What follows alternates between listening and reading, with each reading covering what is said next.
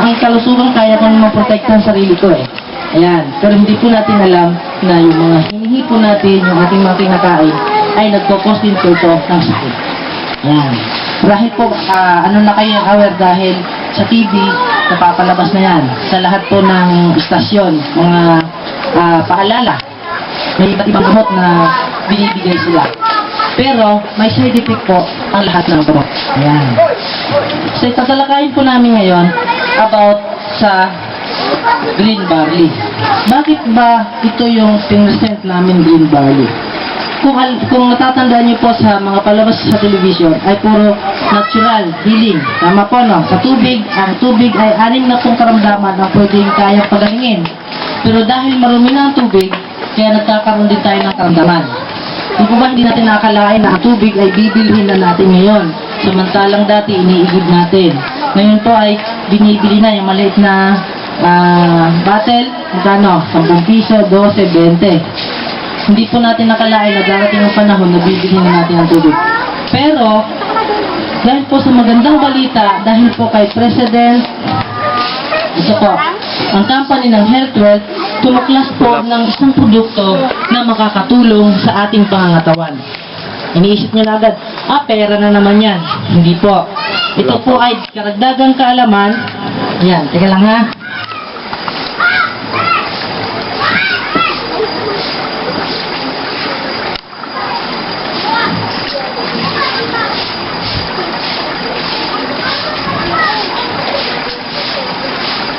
Ayan.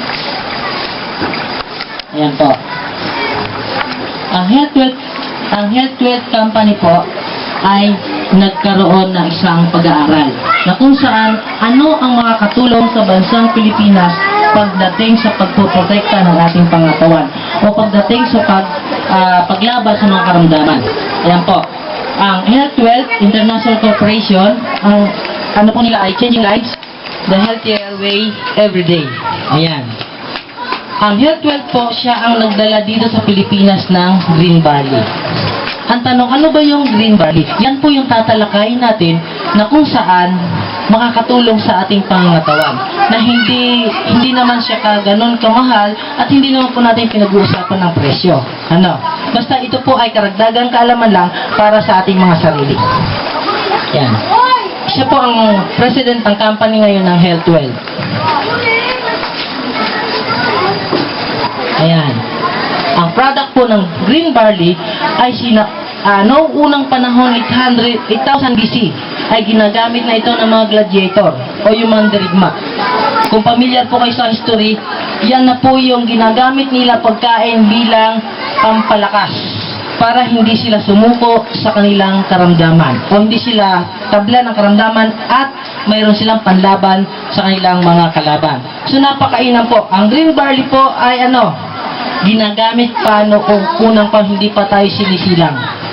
At hanggang ngayon ay natutuklasan pa, kasalukuyan nila tinutuklas at kasalukuyang ginagamit ng karamihang Pilipino ang green barley.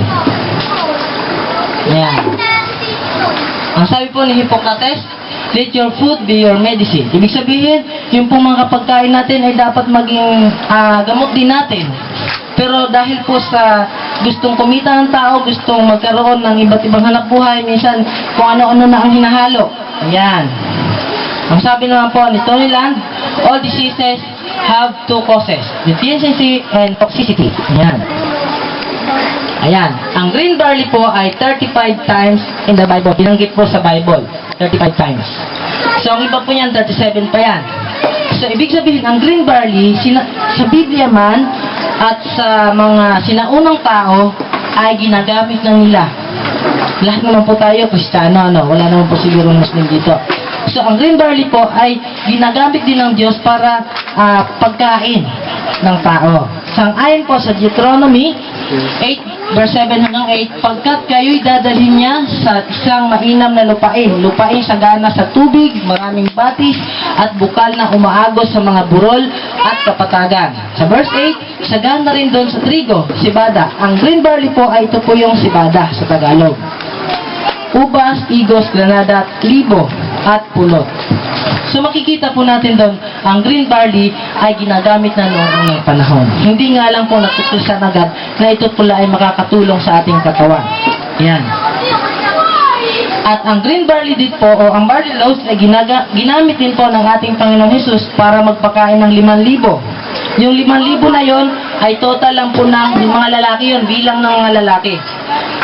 Isasama po natin ang kababaihan at kabataan ay nasa 20,000 ang pinakain sa pamagitan po ng isda at ng barley loaves.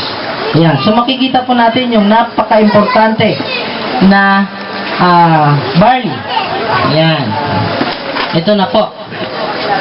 Si Dr. Hagiwara, kasi Yoshihide Hagiwara, ay nagkaroon po siya ng karamdaman. Ngayon, hindi po niya alam kung ano po ang gamot sa kanyang karamdaman. Nagkaroon po siya ng cancer. Kaya po, pinatawag niya po ang kasamahan niya, mga doktor, para po mag-research kung alin yung halaman na mayroong mga nutrients na pwedeng lumaban doon sa cancer. Yan. Ilang taon po? 13 years bago po nabigyan ng pag-aaral ng mabuti. At ilang halaman po? 150 na halaman. So napakaraming halaman bago natuklasan ang green barley. So ganun po kalawak ang kanilang pag-aaral. Hindi lang po si Dr. Hagiwara ang nag-aaral, kundi tumawag po siya ng mga kasamahan na eksperto din po, na pinalabas nila na ang green barley ay isang epektibo na na panlinis ng katawan at higit sa lahat nakakagaling. Ayan. So, hindi lang po sa pamaraan ng mga medisina. Sa green barley din po matutulungan tayo. Ayan. Ano ba yung green barley? O ano ba yung barley? Tingnan natin. Ito po. Ang green barley po, is the pure dew from young barley leaves in dried or powdered form, extracted when the plants are no more than 12 inches. Ibig sabihin, dahon po siya.